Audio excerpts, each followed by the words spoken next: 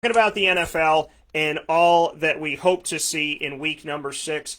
Mike, you have been very patient this morning. I thank you for that, as unpacking what's going on in Syracuse with this team has taken some extra time, especially this week, to really try to figure out how you lose to a team that hasn't defeated anybody. So, it's very, very tough to see where Syracuse has been. Some of these NFL teams going through it as well. And the state of New York, or the teams connected to New York, really didn't have a great week. The Giants are 0-5. The Jets are atrocious. They got rid of Le'Veon Bell and got nothing for him. The Bills lost when they haven't lost a game all season.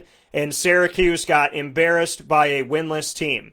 So, with that being said about the state of New York, it's been a rough one, Mike. How are you in the state of Florida? I'm doing awesome. A lot better than New York, sounds like. Geez, I mean, we had the Bucks lose, and Jacksonville didn't look too good. And wait, Miami won. Miami went to the left coast. They went to San Fran, and they put a whipping on San Fran in their crib. So that's something else. I'm glad I wasn't at Levi's Stadium as a San Fran fan, that's for sure. But, San Fran's had their challenges. This COVID thing is nuts. It was just announced this morning that the Falcons' rookie defensive tackle Marlon Davidson was placed on the reserve COVID list. And, now the Panthers, who just played them, they're in the intensive protocol, and maybe they won't practice again. So, again, I've said it time and time again, and this goes for when we didn't have this pandemic and testing and all this COVID. You always have to have a plan. You always have to be, prepared. Who's the guy I'm going to drop? Who am I going to pick up? What's going to happen? If this happens, I'm going to do this. I'm going to react in this way. You need to think these things out ahead of time, because there's going to be a week. I'm telling you now. We're so close to it, where a game is totally canceled and we're not sure if it's going to be made up. So you need to have your act together if you want to win, and that's what I do. That's what I do at Hall of Fame Fantasy Football. Winning is everything to us. I mean, people tell you, winning's okay, but winning isn't everything. That's a bunch of hooey. You know who says that? People who've never won anything. That's just like people who say, oh, money isn't everything. You know who says that? People who don't have money. So it's the same thing. You gotta put yourself in a position to win. Don't put yourself in a bad spot. Be ready, be prepared, and do yourself a favor. Check your team in the morning, check your team at noon, and check your team in the evening, because you never know what's going to happen in this crazy world of COVID right now. Yeah, it is very important to make sure that you are checking these teams. Tuesday was an extension of Week 5. It's pushed waivers back, so people have to know that too. Waivers have been moved back a day, so there's a lot to be said about what's happening and how it's happening, and so you really do have to pay attention. You really have to be clear on what's going on, and to make sure that you are checking your team, seeing who's available, seeing how to navigate through this. So I want to we do our leagues through ESPN, and I worked at 3 different ESPN affiliates in my career, and that's Mike and I met when I was working at ESPN 1080 The Team. So. Down in Orlando, Florida. So I do want to give a thank you to ESPN for having some clarity and at least some help here in what has unfolded, because it has been very difficult to navigate all of this. I want to give my weekly shout-outs to our teams in our league. So let's go to the Floridian League that Mike and I are in. My team, Can I Go to Disney Now, won 138-108 over Buckhammer's team, who has won multiple championships. So it was nice to get that victory. Feeling Like $1,000,000 won 203-104 over the Neon Icons. Name change in progress, another champion in our league, 159-151 over TSR Gigaxians. Team Elite won 181-163 over Orlando Lagoon. The Orlando Breakers, Jason Lucas's team, who's been on the show, he won 139-118 over Wicked Leicester. And Mike's team, the Orlando Fat Gators, won 174-35 over the SCW. And then I want to go to the Marywood League here, filled with Marywood alumni from my alma mater. In the Week 5 of the NFL, our winners, Lights Camara Action, got me 132.84-102.98. The Virginia Virginia Ballers won their game over the Chiefs Kingdom, 129-126. Saving Matt Ryan, 114.5. over Dallas Roscoe, who had 100, and the Pennsylvania Sandbells 124 over Team SF, which had just shy of 65.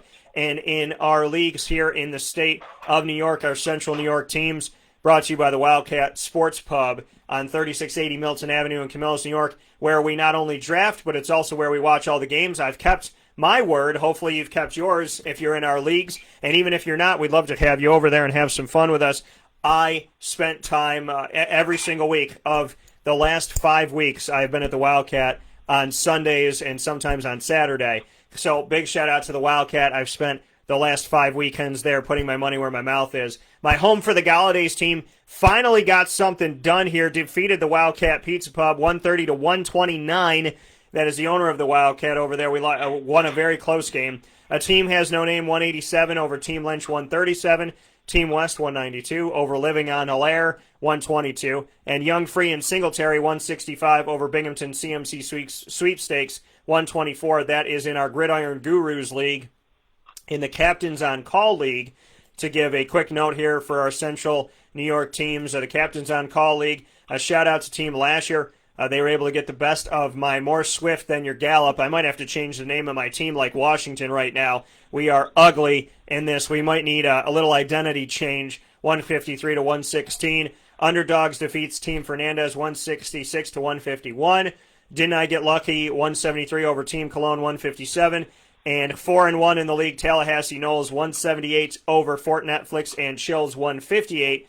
And our final team to make note here would be to make the Cuse contenders, put them in the spotlight. And our shout-outs to our Week 5 winners. And remember, Week 5 wrapped up yesterday on Tuesday, October 13th because of the movement of the Buffalo-Tennessee game.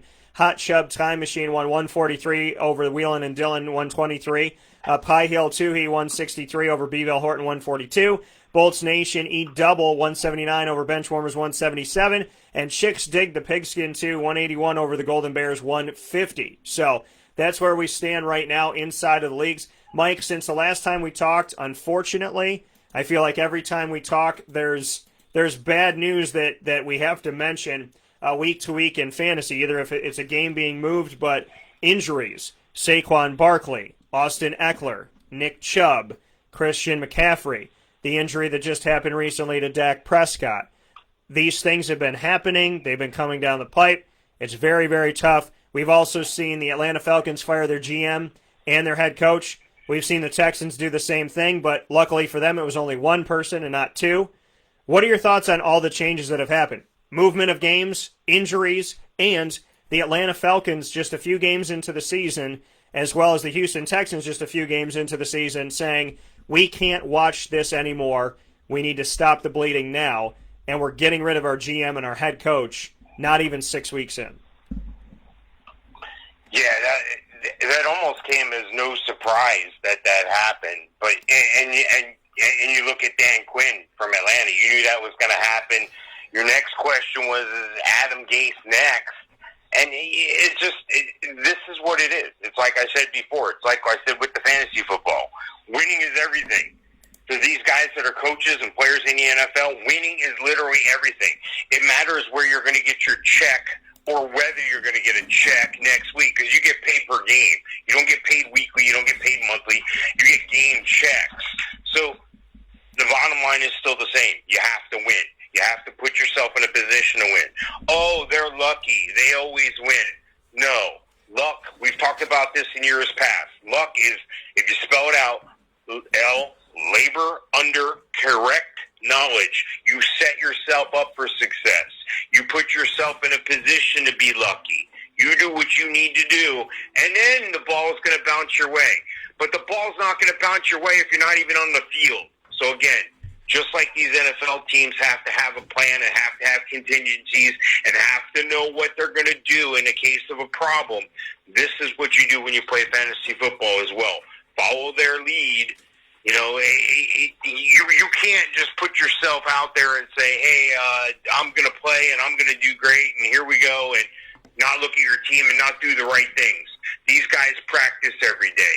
These guys, the coaches, go hours and hours over game film and all sorts of stuff that you just couldn't even imagine goes on behind the scenes to lead up to a Sunday football game. I'm not saying you have to do that, but give yourself the benefit. Put yourself in a position to win by just checking your stuff every day in this crazy world we're living in. You know, you could be fired from your fantasy team. And what I mean by that is maybe you're 0-5. Maybe you're 1-4. That's how you get fired from your own fantasy team. Do yourself a favor. Have a plan. Follow through. And whatever it takes, make sure you check your team morning, noon, and night. Yeah, it's extremely important to continue to check. And one last note before we hop into the games. Le'Veon Bell, Mike, is no longer a New York Jet. He was there, came in. It didn't look like it felt good. As soon as he got there, there was the notion of, why do we pick him up? Almost like a buyer's remorse. And the team hasn't done a lot of good. They really haven't done much of any good this season. They have looked atrocious. It has been a very, very tough break. I think that this helps out Le'Veon more than anybody. But how they've fallen. Le'Veon wanted to play a game. Wanted to play. Who's the bigger man on campus with Pittsburgh, and it didn't work. Antonio Brown wanted to do it, and it didn't work. Both of these guys don't have a team right now. Antonio Brown is far worse off than Le'Veon Bell, at least at the moment. So 19 months is what he spent with the New York Jets. We saw this come out, and a statement from the team, quote, after having conversations with Le'Veon and his agent and exploring potential trade options over the past couple of days, we have made the decision to release Le'Veon. The Jets organization appreciates Le'Veon's efforts during his time here, and we know he worked hard to make significant contributions to the team. We believe this decision is in the best interest of both parties and wish him future success, end quote. So, he's not subject to waivers. He's a free agent as of 4 p.m. Eastern Time today. That's where it's at. What are your thoughts on this? The Jets, I called them the worst team in football this season. I had them in my preseason power rankings, number 32 of 32. They have given me no reason to change my mind. If anything, they've given me more reasons to prove that I was right. What's your take on the Jets and losing Le'Veon Bell without really having him that long? Yeah, it's a dumpster fire. It's been that way. But, Adam Gase and the GM of the Jets, they didn't bring in Bell. They brought in Bell, and then they had the GM change, and then they had the coaching change. They paid Le'Veon Bell $23 million to play 18 games. I could have saved them $22 million. I would have taken just $1 million to just show up because he wasn't doing anything in those 18 games anyway. Look, you look at Antonio Brown, you look at Le'Veon Bell, you flash back to Pittsburgh, you flash back to what they had there. It's amazing. What an amazing job by Mike Tomlin to keep those guys together, to wrangle those emotions, those attitudes, those personalities, those me, selfish guys. It's something else. Because we sit here and we're chastising Le'Veon Bell and Antonio Brown. We're like, oh my gosh, if I only had $23 million for 18 games, if I only had to do this. Well, it's all relative. Because right now, there's a guy who just got his first job flipping burgers at McDonald's, and he's saying, geez, if I could just have my own business and host a radio show online, that would be great. So what I'm saying is, no matter where you're at in life, there's somebody else that you're going to look at and go, wow, they really screwed the pooch on that one. They really messed that up. It's going to happen. That's what life is. It's how these guys rebound from this at this point. I don't see Antonio Brown rebounding. I see a chance for a reclamation project in Le'Veon Bell. There's a chance maybe he ends up in a Miami. Maybe he ends up in one of these running back hurt teams. There's teams out there that are going to take that chance on a guy like him just because he does have that talent. But I don't think he's got very many more chances left. So it's going to be amazing to watch. I hope the best for these guys. I don't wish bad on anybody, but like I said, guys, you're elite athletes. You're some of the most talented people in the world.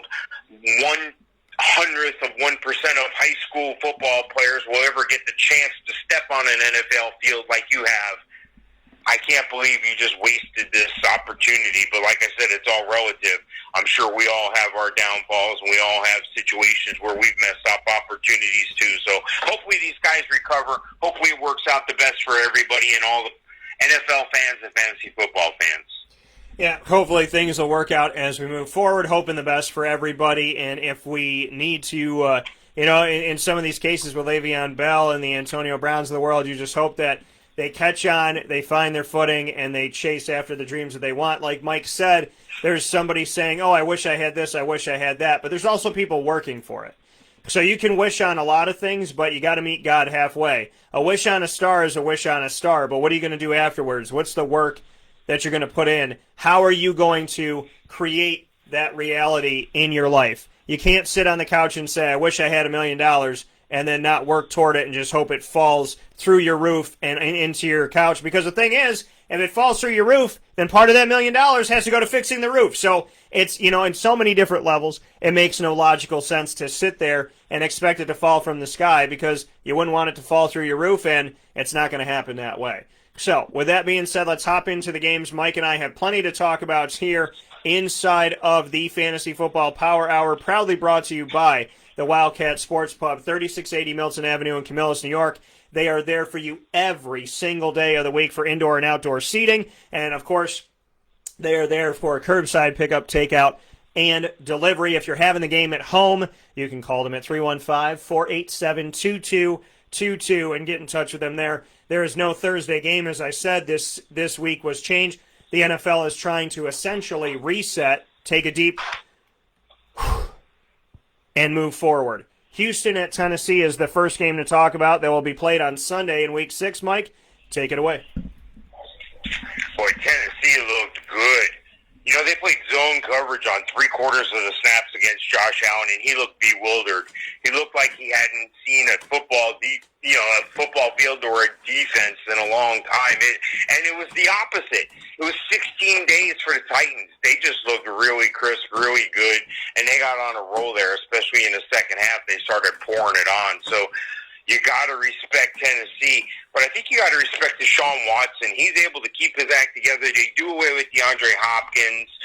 Brandon Cooks comes in, doesn't do much of anything until last week, and he's able to keep the whole thing together. Coaching change, GM change, all this stuff. I think Deshaun Watson's still a premium talent. It's a shame that, the whole building's falling down around him. Deshaun Watson, number 13 ranked quarterback on the rankings this week.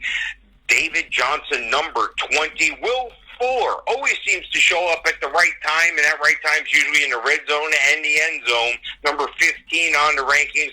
Brandon Cooks finally showing up to work last week. Number 40 on the rankings. And Jordan Akins, number 18.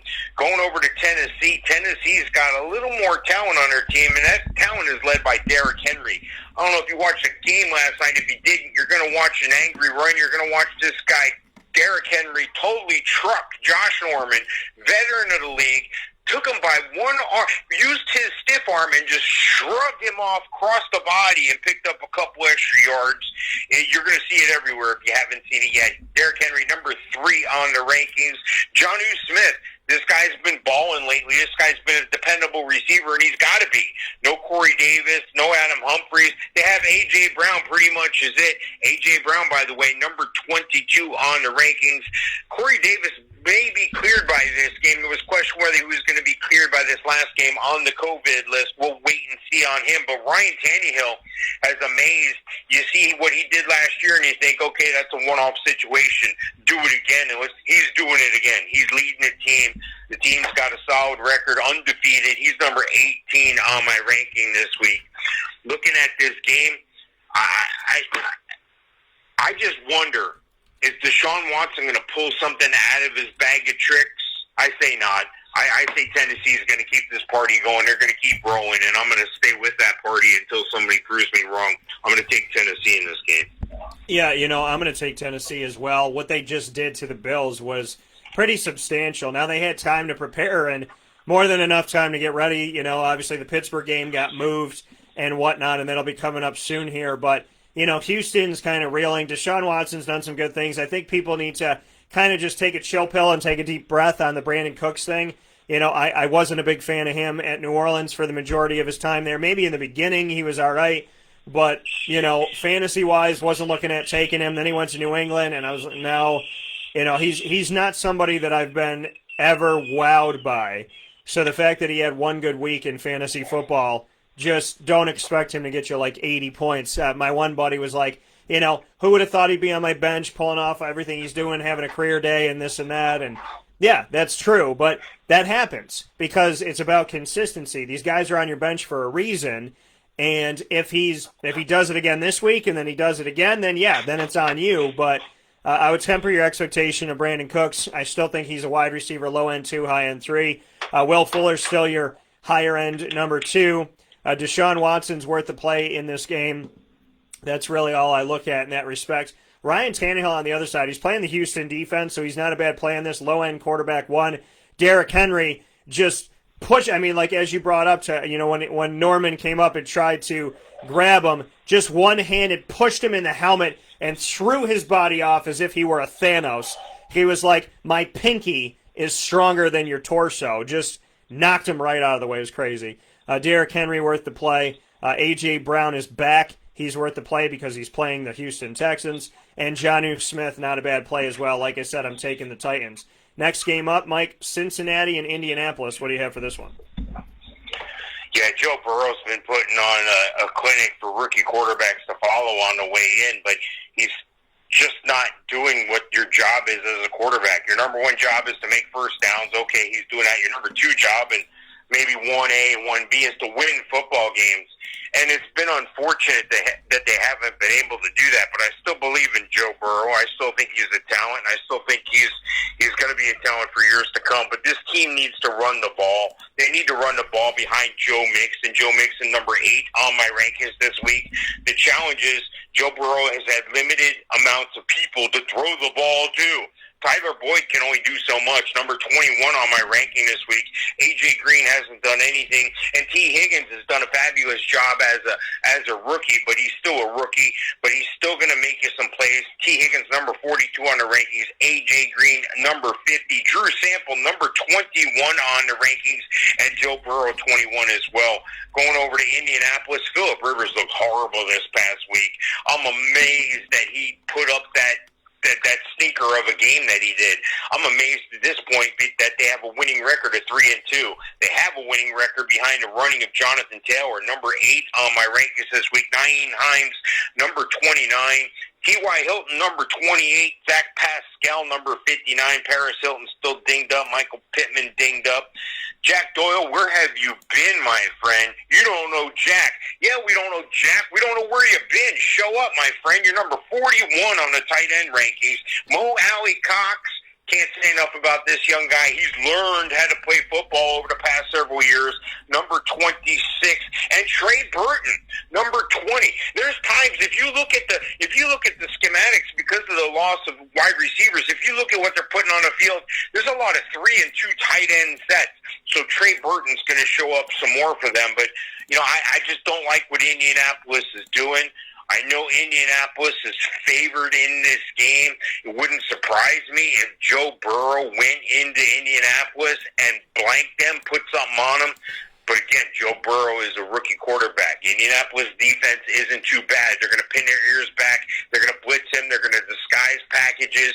They're going to put him in a position to fail. They're going to put pressure on him. I got to take the Colts at home, but I think it's going to be closer than people think. Yeah, Mike's going with Indy in this game. I'm actually going on the other side. I called the victory I called Joe Burrow's first victory, and that was against the Jaguars at home in Cincinnati, and I'm calling Joe Burrow to get a victory in this matchup as well, again against the AFC South. I think he's going to get this one. Indy has underwhelmed me. I thought that maybe they would vie with the Tennessee Titans, who would ultimately win the division, but I thought they would at least vie with them for it. I'm not impressed by anything that I've seen from the Indianapolis Colts lately. I think Joe Burrow is worth the play in this game as a high-end quarterback, too. Joe Mixon, definitely worth the play. T. Higgins, a flex wide receiver, a wide receiver 3 for you in this matchup. On the other side of it for the Colts, I'm not sold on Phillip Rivers. He is interception prone. And so Jonathan Taylor is really your guy. Nyheim Hines is your flex. T.Y. Hilton is a wide receiver, I would say a high-end wide receiver too, in my opinion, in the grand scheme of things here. And watch Mo Alley here, questionable with a knee injury. I'm going with Cincinnati. Joe Burrow, he's going to continue to find good things. There's better teams than he's played against. He played against the Browns, who can definitely score, and he's had some other fights. I don't think the Colts are his toughest fight. I think this game's going to come down to the wire. Even though it's in Indianapolis, I think inside of the Dome that we're going to see some good stuff, potentially an end-of-game-winning drive or field goal could be happening in this matchup. I would lean on the side of a field goal. I'm going with Cincinnati in the matchup. Atlanta at Minnesota, Mike. What do you have for this? Yeah, Atlanta with the coaching change, letting Dan Quinn go. They had to do something. I mean, they fell apart at the beginning of last year. Yeah, they rallied back, but if you go back to the Super Bowl before that, they lost. They gave up that 25-point lead. They gave up a lead like that again in the recent past here. They've continued to struggle week in, week out. You got to wonder, is Matty Ice getting long in the tooth? No, they've had some injuries. They've had some problems. Look, Todd Gurley is the guy they want to see, the old Todd Gurley. He's been doing okay. He's not been, wowing everybody, but he's not doing that bad. And right now this week I got him number 16 on the rankings. Matty Ice number 6. Calvin Ridley's the star, though. Calvin Ridley, number 4 on the rankings. Julio Jones still dinged up. Russell Gage, number 41. And Hayden Hurst, my friend, you're showing up a little bit at a time. Please, just show up a little more, okay? You're number 11 on the rankings this week. I need to see something more going over to Minnesota. Kirk Cousins, up and down, looking good, looking bad. We need consistency, my friend. 16 on the rankings this week. Dalvin Cook, we knew it was going to happen. We knew he was going to get injured. Contract year, they ink him up. Boom, here he goes, groin injury. Now, it's not a severe groin injury. The MRI came back clean. He's got a strain. Look, they got a bye week next week, the following week, week 7. I think they're going to hold him out. No official designation as of yet, but it looks like they're going to hold him out. That's why I have Alexander Mattison, the top waiver wire pickup. He's number 4 on the running backs this week. Adam Thielen, number 1 receiver this week against that porous Atlanta secondary. Kyle Rudolph, Irv Smith, number 28 and 25 on the tight end rankings. I don't see how Minnesota loses this game. That being said, nothing would surprise me, but I got to take Minnesota at home.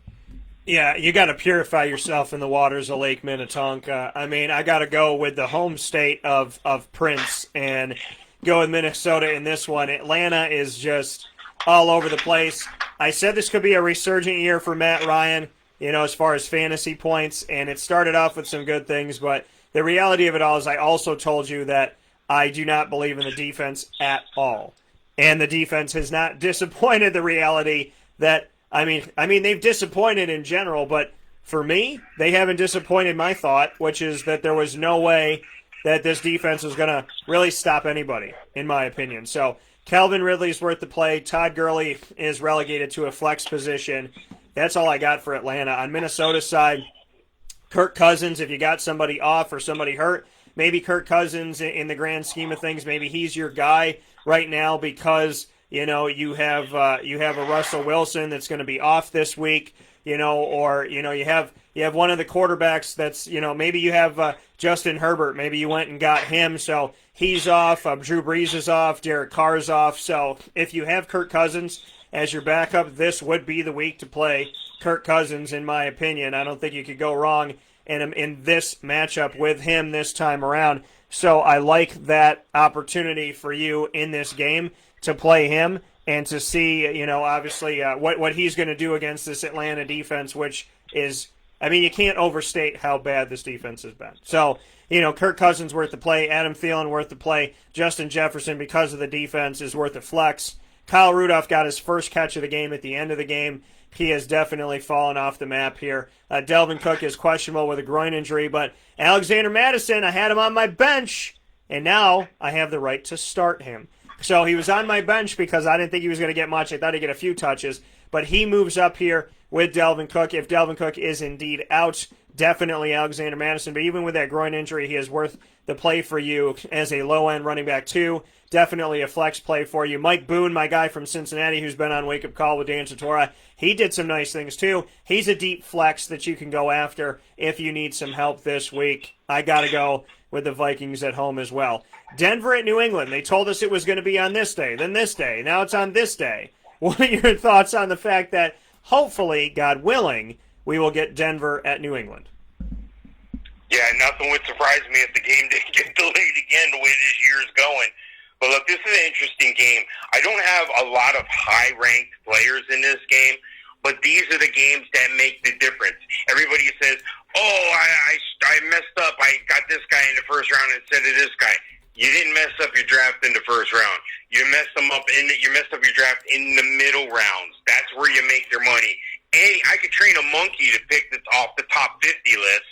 You know what I'm saying? It is what it is there. You got to go after guys that are going to be consistent. That's what I'm looking for in this game. There's going to be some challenges. One of the challenges is from Drew Lock coming back from injury. Drew Lock, 27 on my rankings.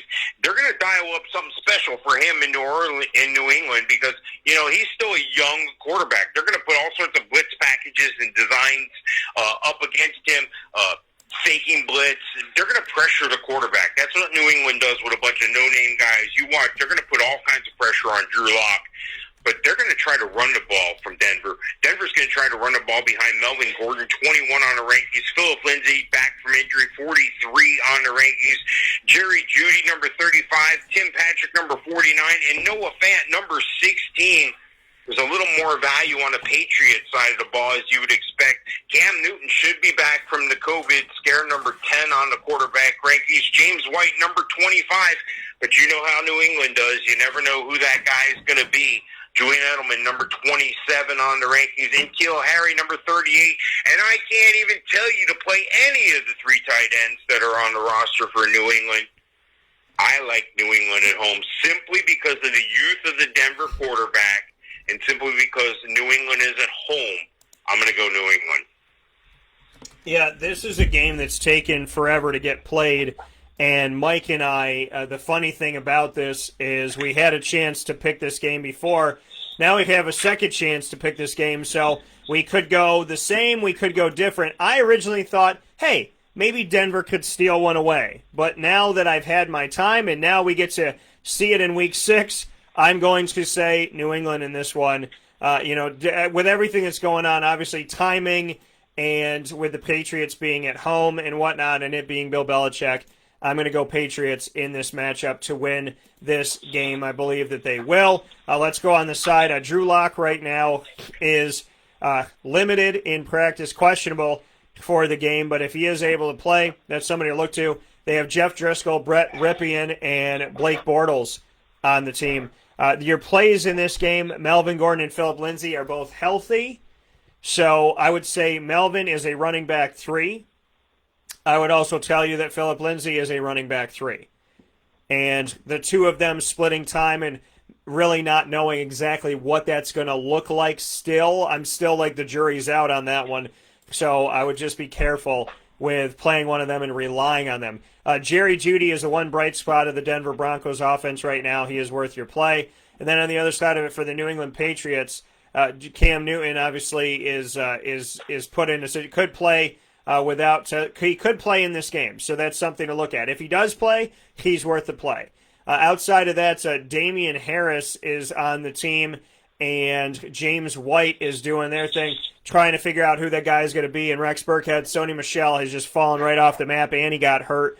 So if Cam Newton plays, he's worth the play. And N'Keal Harry is worth a play as well as a wide receiver 3, especially if Julian Edelman stays on the injury report here with a knee injury. Outside of that, there's not a ton of fantasy value in this game, but I'm going to pick the Patriots in the matchup. Mike, next one that we got to go to, the Washington, don't call me a name because I don't have one, Washington football team going up against the New York Giants. The fight of a team that has no identity versus a team that has no identity. Giants at home against Washington. Giants trying not to go 0-6. Washington only has to win 2 to 3 games this season to win the NFC East. What is your thought? What are your thoughts on this? Yeah, it's crazy. I do want to talk about Washington's quarterback situation. If you watch the game, Kyle Allen got the start. Dwayne Haskins was demoted to number 3. I'm sick. I don't feel like being here on game day, so I'm going to leave. And wouldn't you know it, Kyle Allen goes down. They bring in Alex Smith, hasn't played a game since that catastrophic knee injury back in 2018. He looked like he was having trouble with the protection. He looked okay at first. The first couple tries he looked good, but then they started putting some pressure packages on him, and you could just tell things were just folding all around him. Kyle Allen's probably going to get the start again, but you got to like the feel-good story about Alex Smith being back. I got Kyle Allen ranked number 28 on the rankings. Antonio Gibson, number 19. J.D. McKissick, number 31 on my rankings there, especially in a PPR league. He's catching the ball. Terry McLaurin against that weak New York Giants secondary. This is the guy, though. Number 12 on the rankings, and Logan Thomas, number 22. So I think they're going to be able to pick apart the Giant defense a little bit. But there's some money to be made on the Giant side as well. Daniel Jones, 17 on the rankings this week. Devonta Freeman, as he gets more comfortable in this offense, they're going to be able to expand more packages for him. He's going to do nothing but see his stock rise. Number 22 on my rankings this week. Darius Slayton, number 20. Golden Tate, number 43. And Evan Ingram, number 8 on the tight end rankings this week. Look, I almost don't want to pick a winner in this one. This could be an ugly, messy game based on what I see on paper. That being said, it's probably going to be a perfect game by somebody. I got to take the Giants at home. I got to think the home team's not going to go 0-6. This game is like a really bad movie. It's like Babylon AD. If you've never seen it, don't do that to yourself. I did it because a friend wanted to see it, and I wanted to be supportive. And I realized after that support doesn't mean that you have to watch bad movies. So, Washington's football team, I really honestly, Dan Snyder, if you don't put a name on this team, I'm not even going to talk about him anymore. Like, give him a name. Everybody's a football team. There's 32 football teams in the NFL. You can't be the Washington football team because everybody's a football team. The Jaguars are a football team. Dallas is a football team. Just pick a name. Pick a non-racist name. It can't be that hard. Is it that difficult to not find a name that couldn't be racist? Call yourself the Cyclones, the Bobcats, the Subway Eat Fresh. I don't care what you call yourself. Just figure out a name, Washington. Anything. The Washington Bailouts was my name. You can take it. I'll only charge you $5 billion for it because I know, Dan, you got the money, and I know that I could just tell you how much it's worth, even if it's not, and you would pay me because you make horrible decisions. It doesn't make any sense. I don't know what to tell you, Washington. The value on your team, fantasy and in reality, is not there. It's unfortunate, like the Jets, that you can look at a team before a season even starts and go, I don't expect much of anything from this team. And I don't. Antonio Gibson, he's a flex player, somewhat of a potential maybe bright spot. Alex Smith, kudos to you, brother. And I appreciate and I hope that you get to live a long, fun, healthy, happy, and safe life, and that it just gets more and more incredible. If you get to play, do your thing. If Kyle Allen plays, I know he's talented, comes from Houston, but really, Antonio Gibson's all I got for you. On the Giants side of it, Evan Ingram. You got to play Evan Ingram. You have no, he's playing Washington. This is the game. Okay, this is the one to play him. Devonta Freeman is worth the play as well. He's a running back 3, a flex guy for you, worth the play. That's it. That's all I have. Mike, I don't know if either team in this game, I sit here and I ask myself, is either one of these teams capable of winning this season? But somebody has to, right? I mean, they could tie, but somebody has to win this game, and I'm going to pick the Giants. But it's ugly. It's ridiculous. The NFC East is atrocious, and Washington still doesn't have a name. So, I don't know. I just, Mike, it's like watching a really, really bad episode of The Kardashians, which they're all bad episodes. Baltimore at Philadelphia. What do you have for this? Yeah, wow.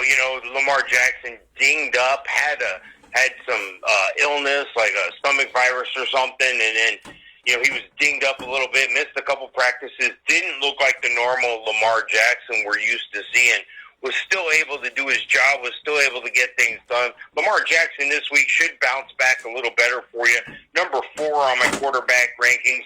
They're having trouble running the ball from the running back position. Now, they run the ball effectively. They run the ball in the right spots. They're one of the top rushing teams in the NFL behind that great offensive line. What I mean is you're not getting the production, you're not getting the value out of Mark Ingram or J.K. Dobbins that you should be, because Lamar Jackson runs a lot. They do a lot of jet sweeps, and they do a lot of effective passing. Mark Ingram, number 30 on my rankings, and J.K. Dobbins, number 38. Marquise Hollywood Brown, number 23 on the wide receiver rankings, and Mark Andrews. This guy, week in, week out, you can just automatically put him in the same conversation with Travis Kelce. You can put him in the same conversation with George Kittle. Mark Andrews, number 4 on my tight end rankings. There's a little bit of value on the Philly side. Carson Wentz, number 20 on the quarterback rankings. Miles Sanders is where it's at. He's the team. They play better around him. I don't see, if he had a good offensive line, if he had a good team around him, if he had some wide receivers on that team, this guy would be off the charts. Miles Sanders, number 10 on my running back rankings this week. I can't really play any wide receiver. I don't even know if these guys are going to play. Deshaun Jackson was dinged up. Is he coming back? Alshon Jeffrey dinged up. Is he coming back? Greg Ward and Travis Fulgham have been pulling down the wide receiver position for guys that were able to jump on these guys in daily or cover themselves last week in an emergency. They did well with Travis Fulgham and Greg Ward, but I can't really say and I want to start any receiver on this team. The one guy who's catching the ball is Zach Ertz. Dallas Goedert's hurt, so Zach Ertz is your guy, number 4 on the tight end number 5 on the tight end rankings this week. The tight ends is where it's at for both teams. That's where you're going to see the dominance and Lamar Jackson. I think Baltimore is just going to roll up on Philly. They're going to walk into Philadelphia. They're going to grab a cheesesteak. They're going to say thank you as they put up a 50 burger on the Eagles. I got the Ravens winning big time. Yeah, the Battle of the Nest is going to be fun in this one as they get set to go off against each other. Lamar Jackson, no limitations expected as he moves forward here. So you got to play Lamar in this game. J.K. Dobbins has been moved to 3rd string. Gus Edwards back at 2.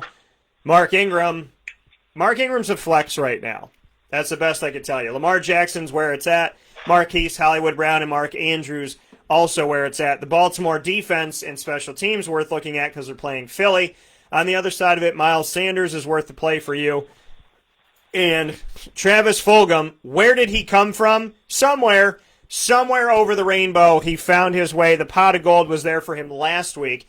Will it be there for him this week? Again, temper your expectations. 1 week of these guys. Can they do it consistently, and can he do it against a strong Baltimore team? Greg Ward Jr., who I covered when he was in Houston as a quarterback, is now a wide receiver with this team, and he is one of the guys that will probably get some touches out there. Zach Ertz is the man to potentially look to here. I am as a low-end one, high-end two, but really the money's with Miles Sanders in this. I got to go with the Ravens in this matchup. The last one before Mike and I take a step aside is going to be the Cleveland Browns, the 4-1 Cleveland Browns up against the Pittsburgh Steelers, who haven't lost a game yet.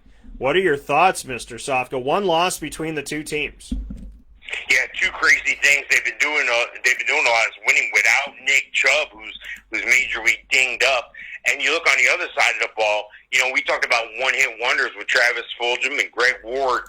What about the week Chase Claypool had last week? 3 receiving touchdowns, over 100 yards receiving, and a rushing touchdown. 4 touchdowns in the game. The rookie picks up the AFC Player of the Week award. What a coming out party for Chase Claypool. But again, temper your expectations. If you put up 4 touchdowns in an NFL game, that's probably not going to happen every week.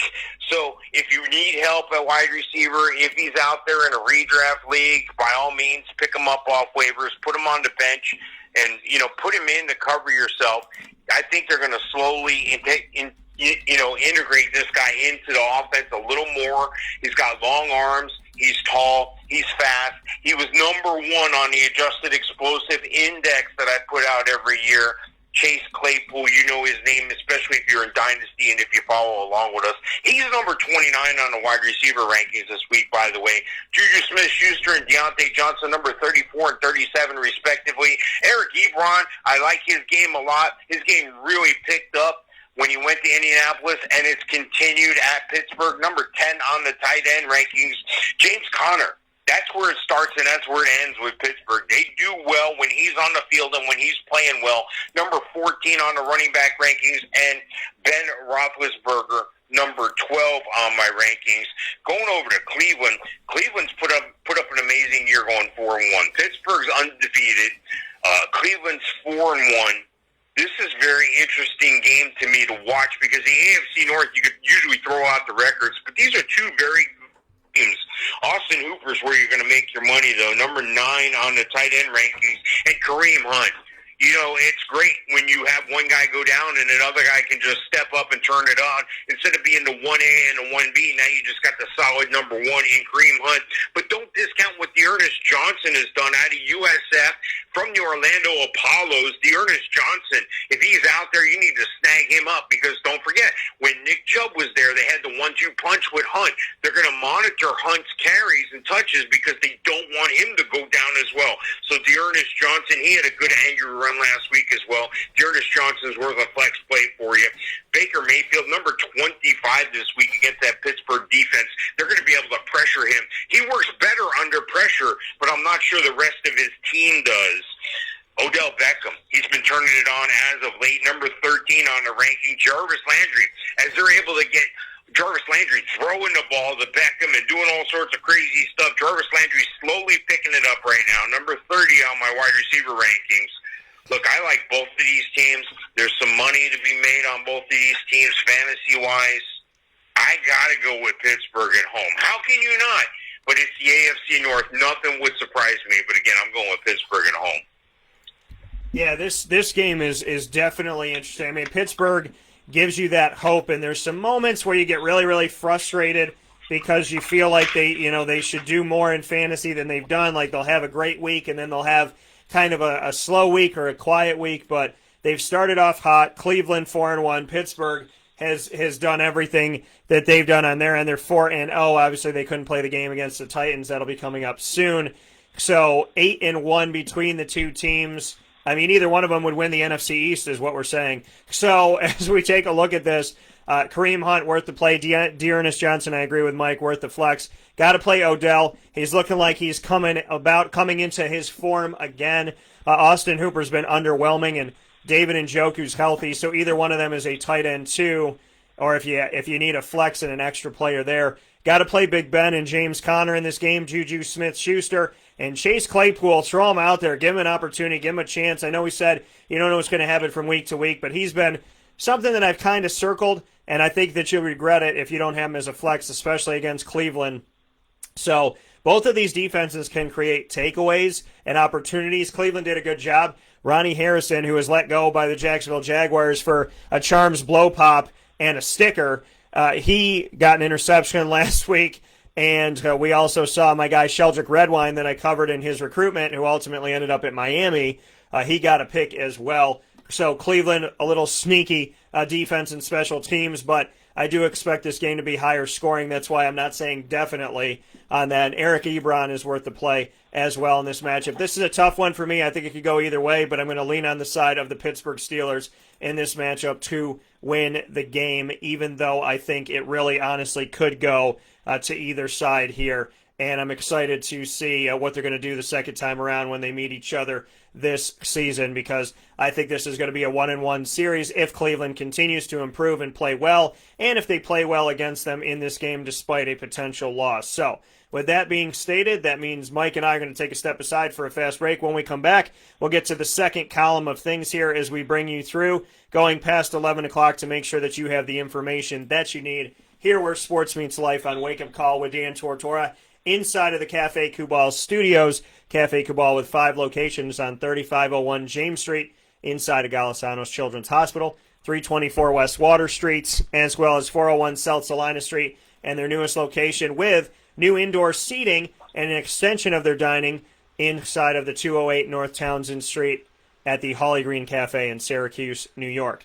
And they can also come to you in their mobile cafe. You can check out where they're going to be by following them on social media at Cafe Kubal on Facebook, Twitter, and Instagram. And, of course, you can have them deliver to your home, and they will bring your favorites right to your doorstep. Get more information by going to cafekubal.com as well as to the WakeUpCallDT.com website. You'll find the Central New York tab. Click on Cafe Kubal, and the local delivery is right there for you, as well as the form for their mobile cafe that you can click on and get set and ready to go today. So make sure you do that. We'll take a step aside for a fast break, and we'll be back inside of the Fantasy Football Power Hour, proudly brought to you by the Wildcat Sports Pub, right after this.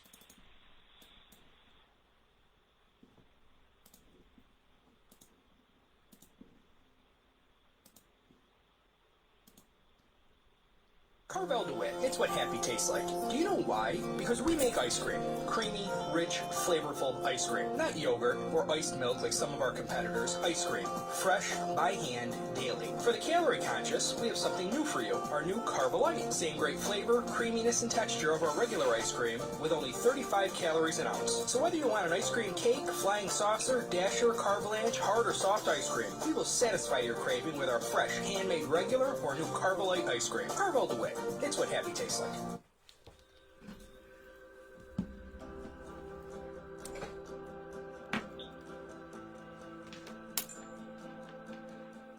Cafe Kubal offers same-day local delivery of our products, offering no delivery charge for unadulterated accounting. Shop cafekubal.com for fresh roasted coffee beans, cold brew, travel mugs, and all your essential Cafe Kubal needs. Cafe Kubal, coffee for the soul.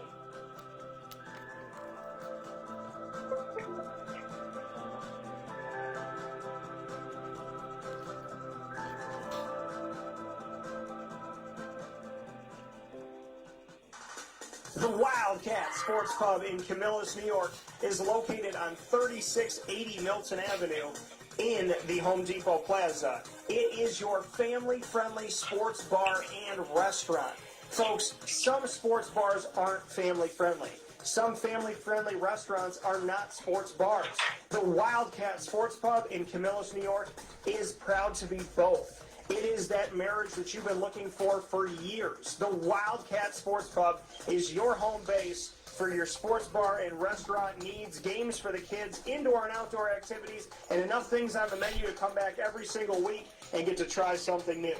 They're open Sundays from noon to 8 p.m., Monday through Wednesday, 11 a.m. to 11 p.m., and Thursday through Saturday from 11 a.m. to midnight. For reservations and party information, call 315-487-2222 for the Wildcat family-friendly sports pub and restaurant.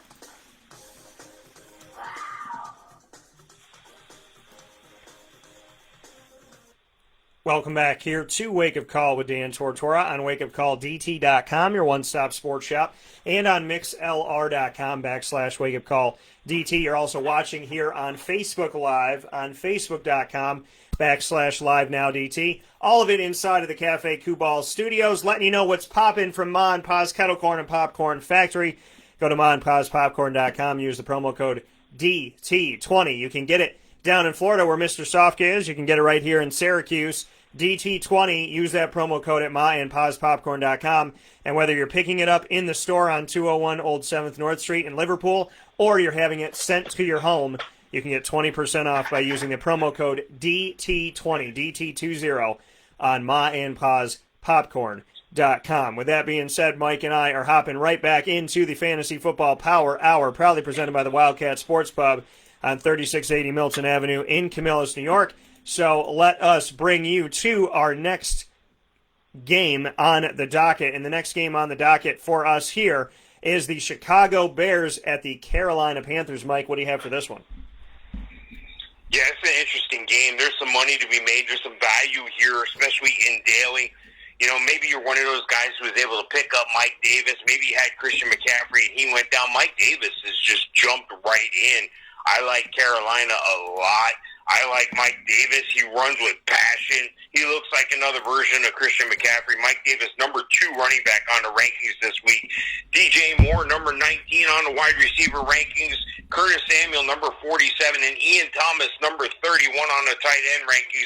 Teddy Bridgewater, number 19. Chicago is led by Allen Robinson, number 5 on the wide receiver rankings. That's about the only guy you can start wide receiver-wise for Chicago. Jimmy Graham, number 13 on the tight end rankings. David Montgomery, he started the year with a groin injury, and he's picked it up. He hasn't fallen off, and you got to give it up to him. Even with Tariq Cohen going down, he's carried the load. Number 12 on the running back rankings, and Nick Foles, number 24 on my quarterback rankings.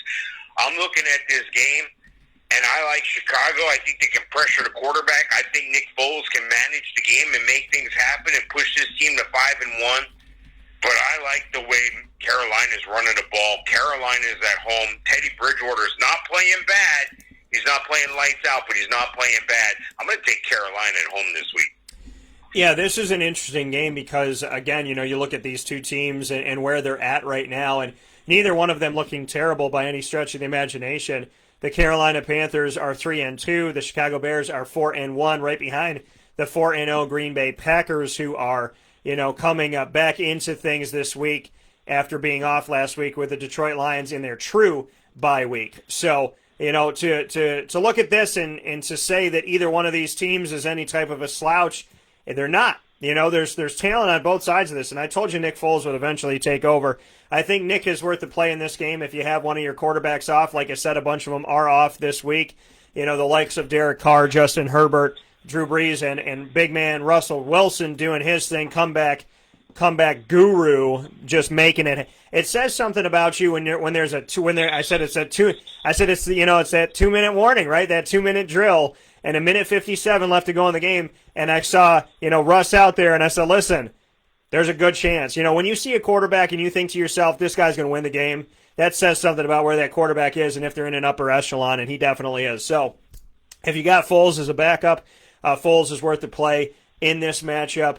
David Montgomery, worth a play, a low-end 2, high-end 3 at running back. Allen Robinson and Anthony Miller, I would say, are worth the play for you. I like Anthony a little bit more than Allen Robinson, but I think both of them will get some touches, and I got a feeling Allen Robinson's going to have a good game in this matchup. On the other side of it for Carolina, Mike's right. Mike Davis has been no slouch since coming in and taking over for Christian McCaffrey. So when we look at, what he's been able to do, Mike Davis most recently here in a victory over Atlanta, granted they don't have a great defense by any stretch of the imagination like we stated, he caught 9 passes for 60 yards, was targeted 6 times. So just like Christian McCaffrey, he's targeted in the passing game out of the backfield. Had 16 carries, 9 catches, 60 yards catching, 89 yards rushing. That's just shy of 150 yards total from scrimmage, and he had a touchdown receiving.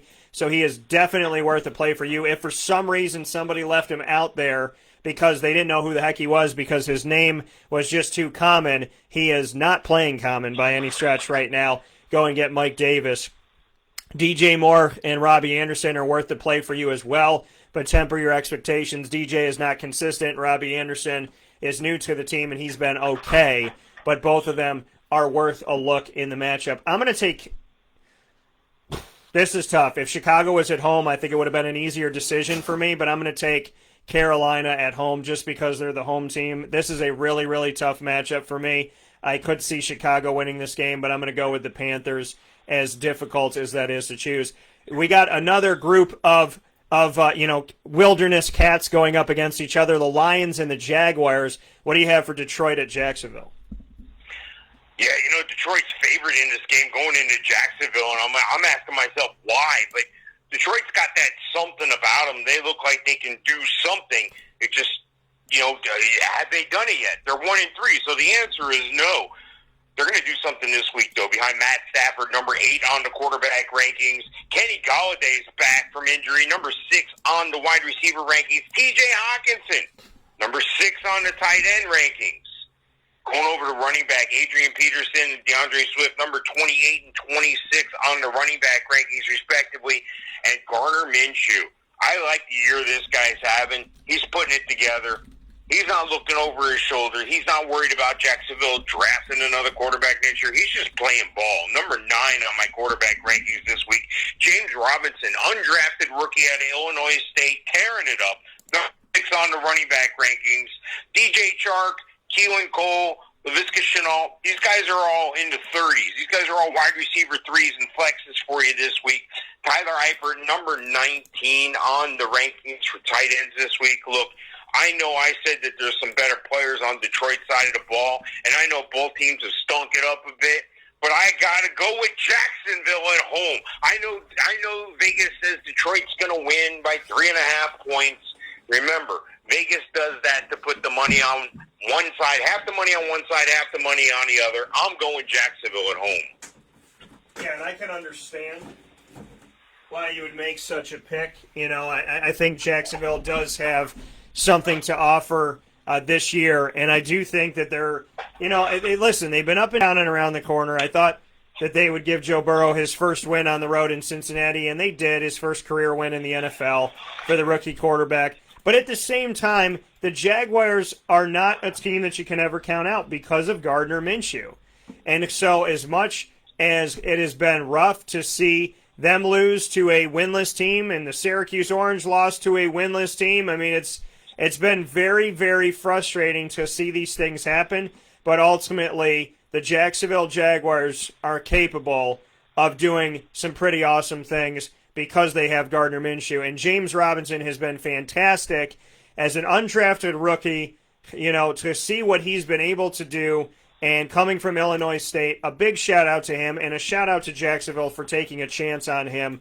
I like this. I think it's good. I think it shows you something when you get rid of Leonard Fournette, who's a top 4 pick, and then you go and get an undrafted rookie, and he's looking more consistent than Leonard Fournette, who is consistently inconsistent when he was in Jacksonville. So I think there's something to be said about that. With the Detroit Lions playing in this game, I want to go to their side of it first. Detroit, in my opinion, worth the play. Adrian Peterson, because they struggle against the run. Kenny Galladay is also worth the play. Marvin Jones Jr. worth a flex position. TJ Hawkinson, a low-end 1, high-end 2, because he's playing Jacksonville. So I would look to that as a potential threat for the Jaguars. And then Gardner Minshew on the other side, James Robinson. I like them both. DJ Chark is on the injury report again with an ankle injury. If he's able to play, put him out there. If not, Laviska Shenault should be out there. Laviska could be a guy that could help you out at flex and could be out there in free agency right now or on the waiver wire. So go out and grab him if you can. So I would definitely tell you all that. The offensive line is healthy for Jacksonville. God willing, it stays that way because they've had a run with offensive line troubles for the last few years. I'm going to pick Jacksonville to win the game as well. Fantasy value on both sides. I'm going to give the slight edge to the Jaguars. The Jets, who still have Adam Gase as their head coach, playing the Miami Dolphins, who used to have Adam Gase as their head coach. It's the Gase Bowl, Mike. It's also known as the Toilet Bowl, in my opinion. What do you have for this? Yeah, you look at both these teams and you look fantasy-wise. Fantasy-wise, Miami's got the players, but this is one of those games. It's division games. It's AFC East. You throw out the records, anything can happen. I know the Jets haven't won a game. I know the Dolphins are 2-3. Dolphins coming off that big road win at San Francisco. They're trying to get Tua on the field, but they're not going to be pressured when Fitzmagic is playing as well as he is. I got Fitzmagic number 5 on the quarterback rankings this week. Myles Gaskin finally emerging this year, number 13 on the running back rankings. Matt Breida, number 36. Devontae Parker, number 24 on the wide receiver rankings. Preston Williams, a distant 51. And Mike Gesicki, number 7 on the tight end rankings. There's not a lot of highly ranked players on the Jets. Sam Darnold down, dinged up. Joe Flacco. Wouldn't surprise me if Joe Flacco did something, but he'd be a starting quarterback if he could do something. So he's ranked number 26 on my quarterback rankings this week. Look, they cut Bell. They had let go of Kalen Ballage. It's going to be Frank Gore and the rookie who I've talked about time and time again, LaMichael Perine, and watch out for some Josh Adams. But I can't start any of those guys above a running back 3 or flex position. Jamison Crowder, number 17 on the wide receiver rankings. Can't really start another wide receiver. And I can't really start Chris Herndon, number 23 on my tight end rankings. And again, like I said, anything can happen. It wouldn't surprise me if the Jets snuck up and won this game, but the way Fitzmagic is playing, I got to go with the home team in Miami. Yeah, you know, it's funny that Miami's abbreviation is MIA when that's exactly what the Jets have been in the NFL in recent history. So I'm going Miami in this one as well. Flipper would be happy for these Dolphins. They haven't looked terrible. Fitzmagic has been exactly that this season. If you look at him statistically over his career, where he struggles, he usually backs it up by doing well. And then when he does well, then he goes back to struggling. But he's found a way to always spin it back around. It's like, oh, bad year, then a good year, then 2 bad years and 2 good years. So shout out to Fitzmagic for being somewhat timeless, like a Vinny Testaverde. So, I think that that's a great thing to see. And obviously Vinny played all over the NFL, including in the AFC East for, these squads. So in this matchup, I think for me personally, Jets-wise, I can't really tell you to play anybody on this because I care about you as a human being. Jamison Crowder, I told you, would be the only guy to play last week. I would stick with that this week as a flex. Outside of that, Fitzmagic is worth the play if you got him out there because he's playing the Jets. Myles Gaskin's worth the play because of that. Devontae Parker and Preston Williams are worth the play because of that. Mike Gesicki is worth the play because of that. I got Miami rolling in this one. Mike, let's go to Green Bay at the Tampa Bay Buccaneers. This is, you look at this game and you would have thought in recent years, you're like, whatever, that's an easy win for Aaron Rodgers and the crew. But this is Aaron Rodgers versus Tom Brady. And as long as Tom Brady can figure out how many downs he has this week, he should be okay. What do you have for this one?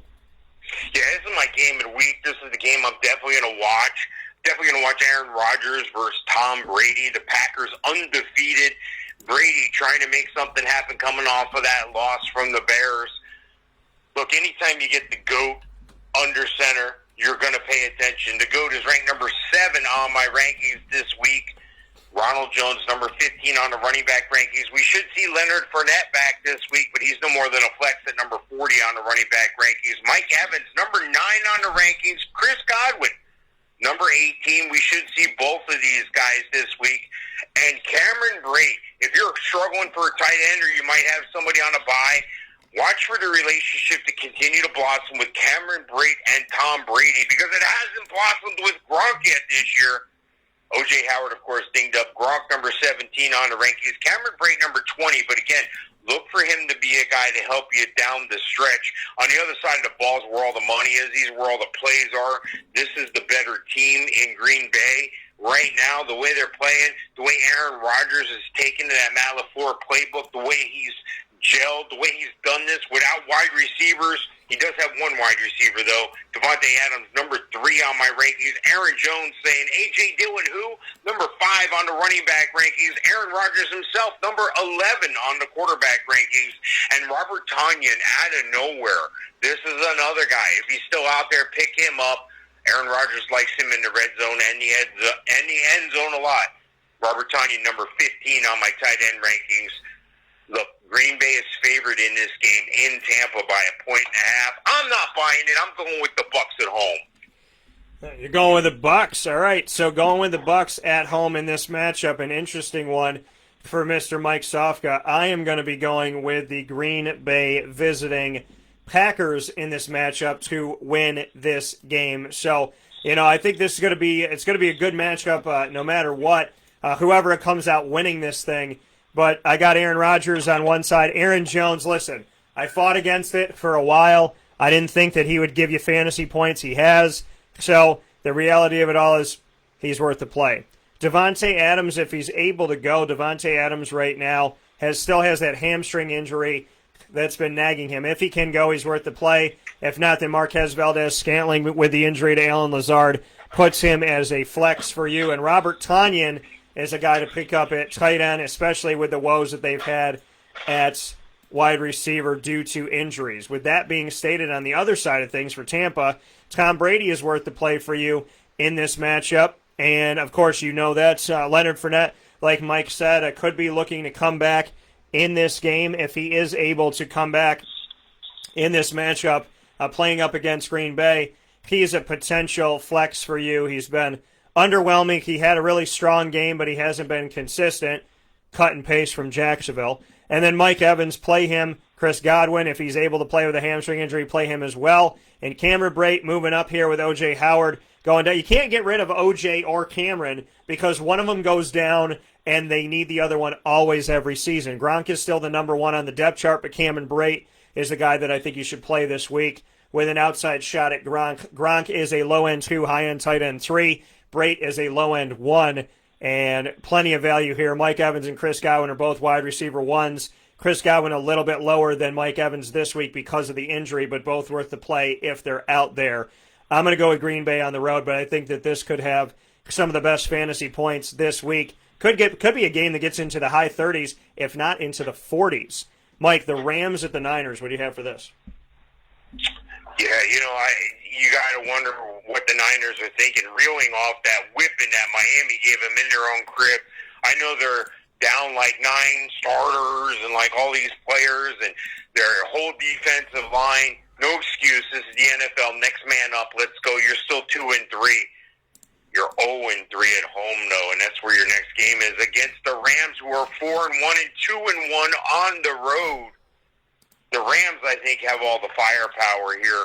Let's get to it. Jared Goff, number 15 on the quarterback rankings. Cooper Kupp, number 7 on the wide receiver rankings. And Trevor Woods, number 14. So 1-7 and 1-14. So Goff's definitely got somebody to throw the ball to. Gerald Everett came around last week, number 24 on the tight end rankings. And number 14 is Tyler Higbee. So again, a 1-2 punch at tight end, a 1-2 punch at wide receiver. And Daryl Henderson's been doing a great job. They brought in Cam Akers. He's been dinged up. Malcolm Brown started to take off. Malcolm Brown got dinged up. Malcolm Brown's still dinged up. He's going to play a little bit this week. He's nothing more than a flex for you, though, at number 44 on the rankings. Daryl Henderson, though, is who they're going to run behind. That's the guy they're standing behind.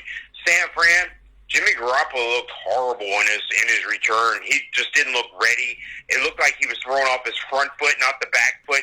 Looked like that lower extremity injury was still bothering him, and that's a problem when you can't push off and throw. You're starting to force throws, and you saw that. He just looked bad. But he should recover. He should rebound nicely this week, although not that highly touted this week against that Rams front. The pressure. You got Aaron Donald in your face. So, I mean, look, temper your expectations there is what I'm saying. But I'm looking at Raheem Mostert coming back from injury. Looked great last week, number 18 on the rankings. Jerick McKinnon, number 37. Deebo Samuel, number 52. No other wide receivers to note. The one guy that's going to catch the ball, George Kittle, number 2 on the tight end rankings. I got to go with L.A. They're the hotter team here. They got the better players here. They got the better defensive line. I'm taking L.A. on the road to give San Fran another home loss, bringing them to 0-4 at home at Levi Stadium. Yeah, I'm going to go with the Rams in this game as well, and I love the GIF game that I got going on this morning, especially the Ram that I just got to put up here. Let's go to the Rams side of the ball first. Jared Goff, worth the play in this. Like I said, if he might be your backup on your team and somebody might be off this week or injured, he is worth the play. Daryl Henderson, I told you about him coming out of Memphis. I talked about him in Memphis. I was there for the UCF-Memphis AAC championship game where he ran all over them. And UCF had to really pull out all the stops to get a victory in a high-scoring game in that one. Daryl Henderson, I told you his name 2 years ago. Hopefully you listened to me. I know it took some time. Things don't happen overnight. He's been doing a tremendous job. Cam Akers has been relegated to 3rd string. Malcolm Brown 2nd. Daryl Henderson, worth your play this week in this matchup. Not that Cam Akers isn't going to get some touches and couldn't be a flex for you, but Daryl Henderson I put as a low-end running back too. Cooper Kupp and Robert Woods worth the play. I like Woods better than Kupp in this matchup. The tight ends, it's still kind of a toss-up in the air for me for Higbee and Everett. So if we look at what happened most recently here, Tyler Higbee had 2 catches and Everett had 4 for 90.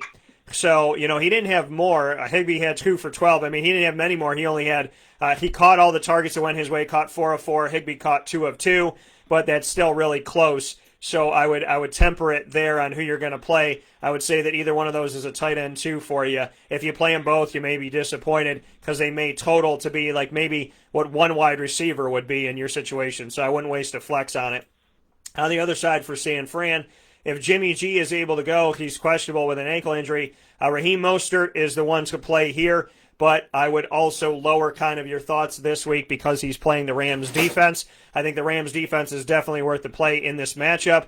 And if you're watching on Facebook Live, we're back into it. I'm giving my thoughts on the Rams and the Niners. Rams at the Niners. I'm going to pick the Rams to win this game. Jared Goff worth the play. Daryl Henderson, Cooper Kupp, and Robert Woods. I like Woods more than Kupp. Everett and Higbee are too close to call right now. I think that either one of them is a tight end too. I don't think that you should waste a flex playing them both. On the other side of it, Raheem Mostert, but temper your expectations because he's playing the Rams defense. I think the Rams defense is worth the play, and George Kittle as well. I know Brandon Ayuk and Deebo Samuel have done some good things, but those are flex guys right now, and they're playing the Rams defense, so I'm not really sold that highly on them. With that being stated, Mike and I are going to take our final step aside of today's broadcast inside of the Fantasy Football Power Hour, proudly brought to you by the Wildcat Sports Pub. We'll be back right after this with our 2 Monday Nighters.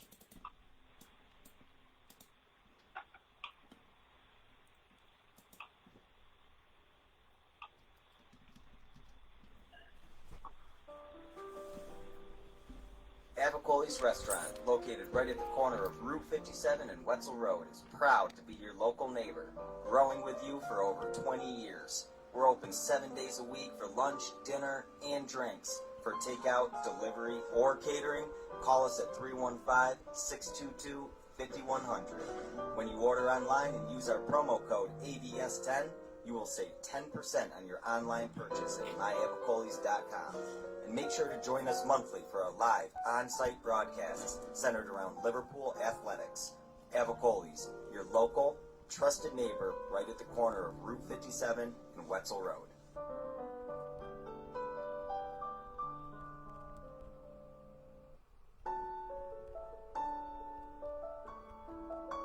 Having peace of mind when you're out of town that your furry-loving friend is safe and sound means taking them to Canine Campground, because we all know that when it comes to the love of our pets, it goes well beyond the call of duty to make sure they're safe and sound. Right, Lily?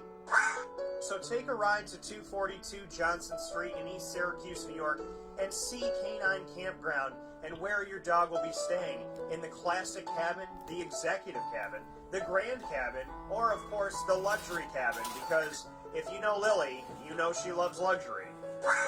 Now you don't have to wait to the last minute to find a family member or a friend that'll take your dog for a few days. Call Canine Campground at 315-299-4013. That's 315-299-4013. Their drop-off and pickup times are Monday through Sunday. Check K9campground.com for more information. That's the letter K, the number 9, and campground spelled with a K.com. K9campground.com. When you're going out of town, bring your dog to Canine Campground.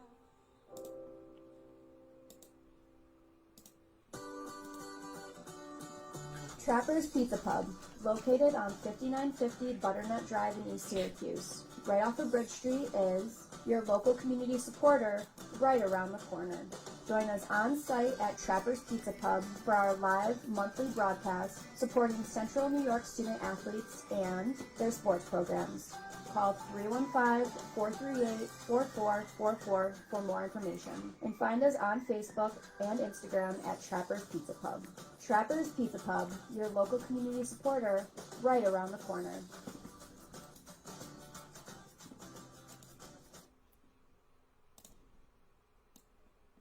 Welcome back here to Wake Up Call with Dan Tortora on WakeUpCallDT.com, your one-stop sports shop, and on MixLR.com/WakeUpCallDT, and of course on Facebook Live on Facebook.com/LiveNowDT. Inside of the Cafe Kubal studios, make sure that you check out Cafe Kubal, 5 locations in Syracuse, New York, and a location to come in Manlius, as well as their mobile cafe that will come to you.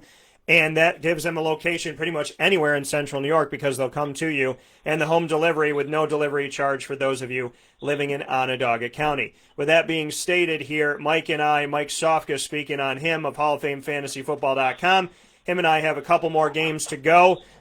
And we appreciate you navigating with us this morning as we do extended time, as we always do, inside of the Fantasy Football Power Hour. And here in video number 2, as we wrap up these games. For those of you on YouTube, you'll see this all together.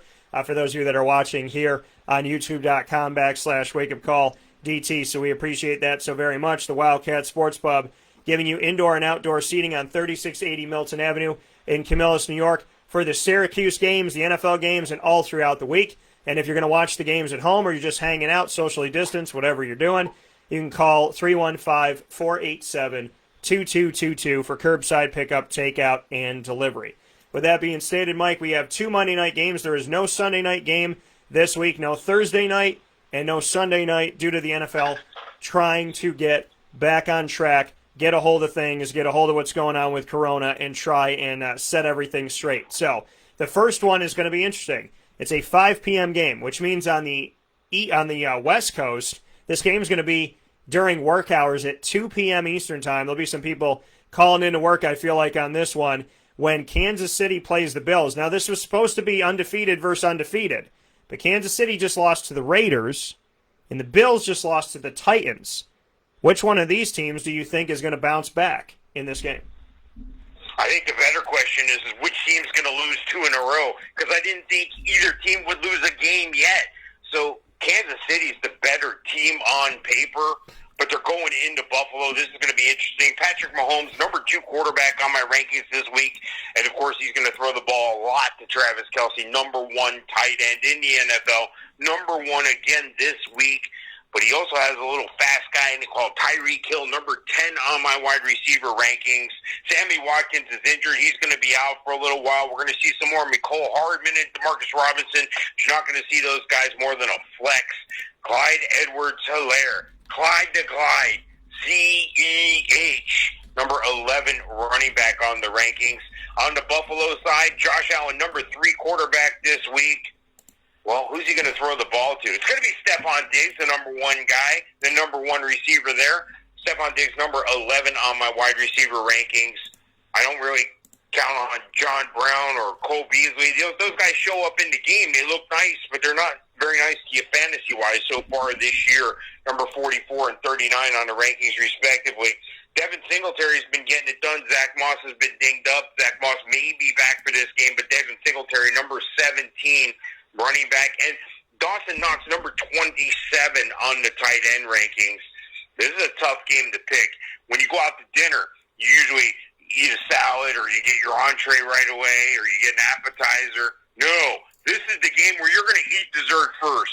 You're going to eat dessert before that late game, and dinner is going to be the late game. That's going to be enjoyable, but the dessert is the best, and that's going to be this game. I'm going to take KC going into Buffalo and winning the game.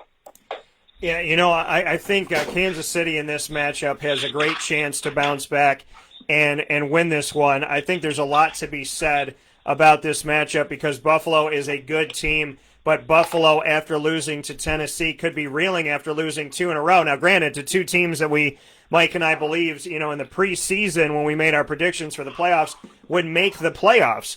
So it's not like they're losing to bad teams by any stretch of the imagination, but at the same time, it's one of those things that, you're still going to have those 2 losses, and it's going to hit you, and it's going to hurt a little bit. Could come back to bite Buffalo if Tennessee and them are fighting for the 3rd spot. I have them at 3rd. Mike has them at 4th when we did our preseason, when it came to our preseason playoff predictions. So, as far as it goes for Kansas City in this matchup, I would say Kansas City, in my opinion, obviously, this is not a hard one for me to have to judge. Pat Mahomes is worth the play. Clyde Edwards-Helaire is worth the play. Tyreek Hill and Travis Kelce as well. On Buffalo side of it, Josh Allen, Devin Singletary, temperate a little bit, but he's worth the play. And Stephon Diggs. I got Kansas City winning this game. I think it's going to be 2 great teams going up against each other, 2 playoff teams going up against each other, and Kansas City is going to stop the bleeding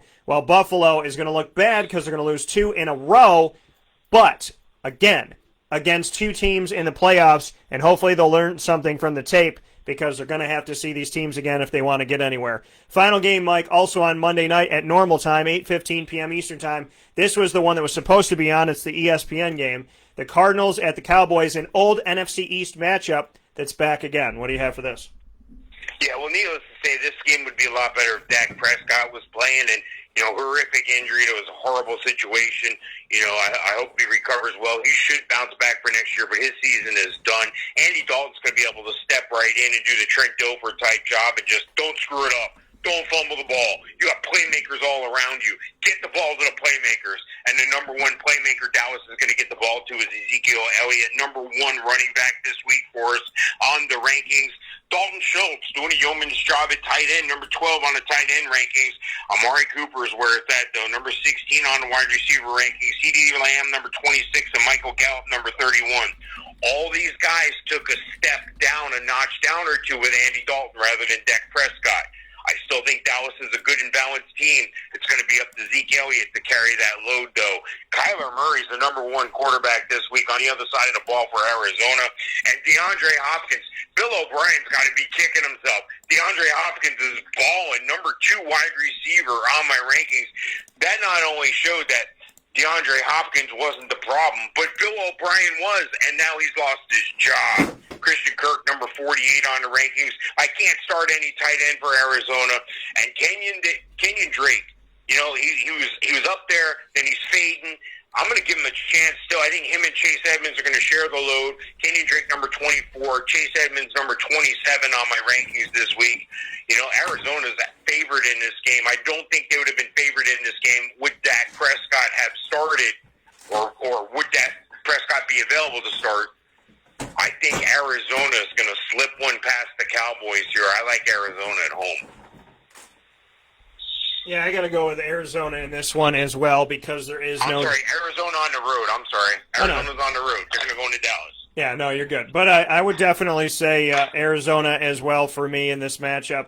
I got to pick them in this game just because, you know, obviously playing without Dak. It's funny how Andy Dalton went there, and I thought to myself, hey, you know what? We could end up seeing Andy Dalton at some point. Not that you think that it would ever happen because Dak and staying, you know, and being out there and his talent, but when it comes to injury, now Andy Dalton's a starter. So now from Cincinnati to there as a backup, Ben DiNucci, who played for the Pitt Panthers in the ACC that I covered there, he's the backup front, you know, to Andy Dalton, just to make note of that. I don't think Andy Dalton's going to be bad. I think he's going to manage the game. I'm sure he knows what he's doing, and he's got a lot of talent, so there is going to be some fantasy value. But let's go to Arizona first. Kyler Murray, absolutely. Kenyon Drake and Chase Edmonds temper them, but the Dallas Cowboys defense is awful. This could be the week to play Drake as a flex or Edmonds as a flex. DeAndre Hopkins is worth the play as well. He's balling out. He's incredible, absolutely incredible. Daryl Daniels has taken over as the first-string guy.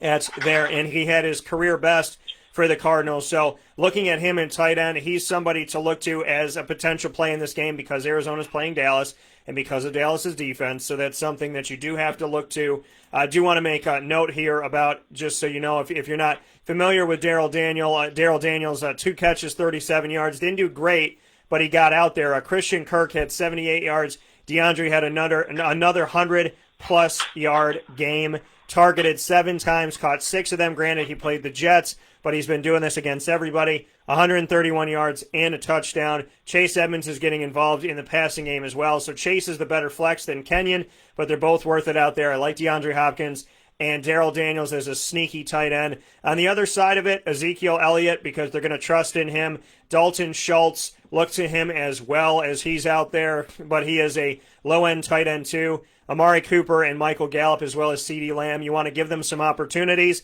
but Amari Cooper becomes a low-end 1, high-end 2. Gallup a low-end 2, and CeeDee Lamb a 3 because of the situation in Dallas. I got Arizona winning this game, and that's where we're at. Mr. Sofka, we did it. We got through it. We had to do 2 videos to get it done, but we made it happen. As always, I appreciate you tremendously inside of the Fantasy Football Power Hour. Mike Sofka, when it comes to fantasy football, he is my person through and through.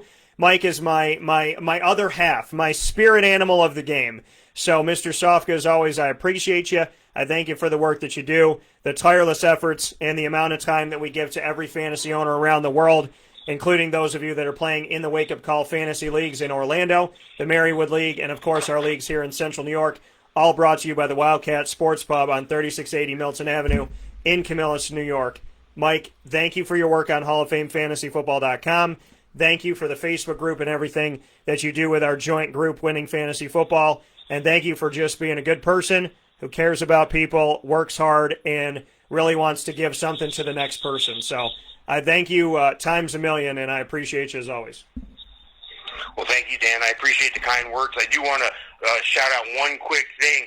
There's 2 videos only available on the Winning Fantasy Football Facebook page. 2 videos.